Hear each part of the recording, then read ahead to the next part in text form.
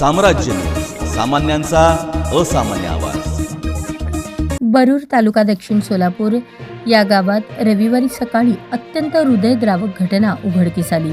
वैष्णवी मल्लिकार्जुन चौधरी वय 17 ही अल्पवयीन मुलगी शेजारील शेतातील पाण्याच्या हौदात पडून मृत झाल्याची घटना रविवारी सकाळी 7च्या सुमारास उघडकीस आली। वैष्णवी ही सध्या कर्नाटक राज्यात इयत्ता 11वी सायन्सचे शिक्षण घेत होती। शाळेला सुट्टी असल्याने ती 2 दिवसांपूर्वीच बरूरला घरी आली होती। काल दिवसभरात तिचे आई वडील द्राक्ष बागेत काम करण्यास गेले असताना ती घरी एकटीच होती। सायंकाळी कामावरून परतल्यानंतर ती घरात नसल्याचे लक्षात आल्यानंतर नातेवाईकांनी आणि गावकऱ्यांनी रात्री उशिरापर्यंत शोध घेतला, मात्र ती कुठेही सापडली नाही।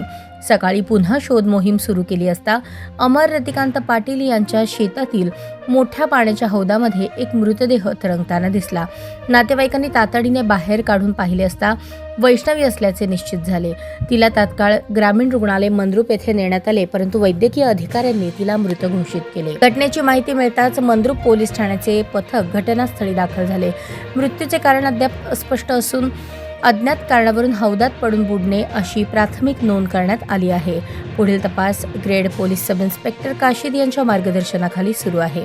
या दुर्दैवी घटनेमुळे बरूर गावात शोककळा पसरली असून चौधरी कुटुंबावर दुःखाचा डोंगर कोसळला आहे।